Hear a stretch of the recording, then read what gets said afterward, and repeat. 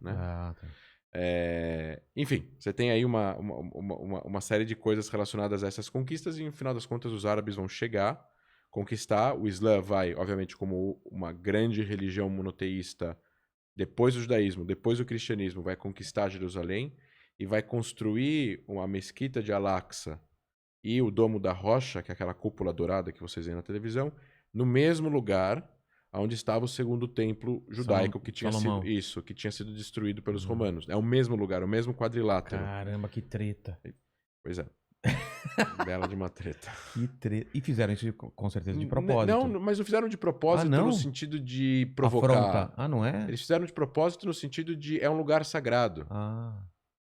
É, cara, alguns lugares, por incrível que pareça, atraem mesmo o Dizem, sagrado, né? dizem até algumas historiadores que eles fizeram para proteger o local sagrado judaico de uma invasão de não sei quem e tal, mas é que hoje em dia as narrativas estão tão polarizadas que falam é meu, é teu, não sei o que, não sei o que lá. No final das contas, eu acho que isso prejudica para tentar resolver no final das contas. Mas, vamos lá. Essa região, no final das contas, cai na mão dos otomanos, que não são árabes, são turcos. Tá. Então, a gente tem que dividir algumas coisas no Oriente Médio. Primeiro, quais são os níveis de identificação? O primeiro nível de identificação é a tribo. É qual família você pertence.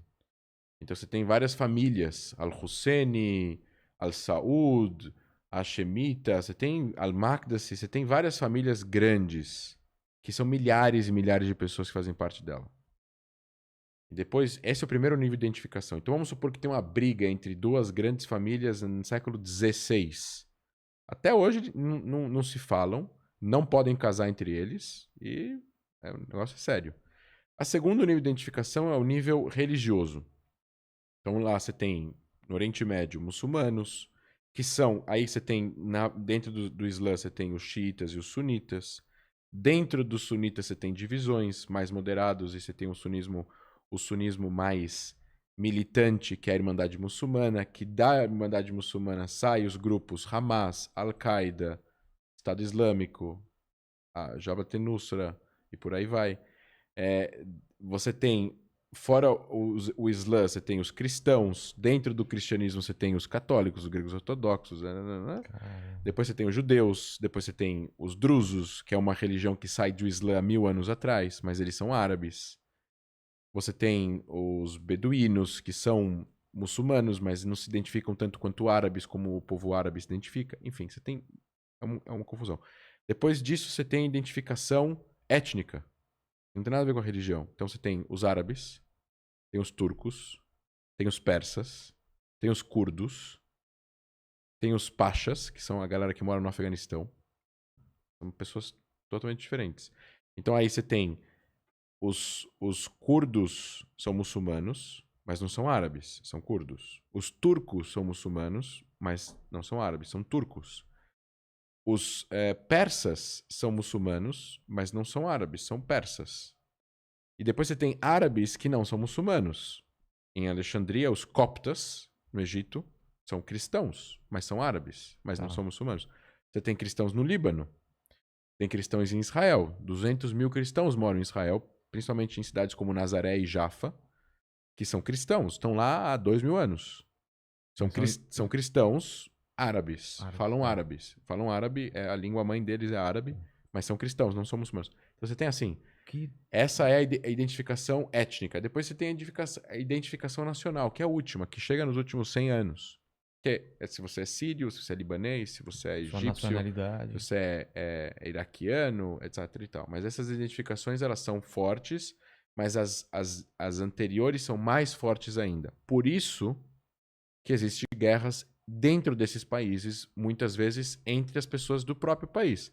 Iraque teve guerra civil, Afeganistão teve guerra civil, o Egito teve guerra civil, o Líbano teve guerra civil, a Tunísia teve golpe, a Argélia, todos esses países acabam, de uma certa forma, implodindo por dentro por causa de interesses de tribos rivais, ou etnias rivais, ou religiões rivais dentro do próprio país. Porque isso é mais forte, às vezes, do que a nacionalidade.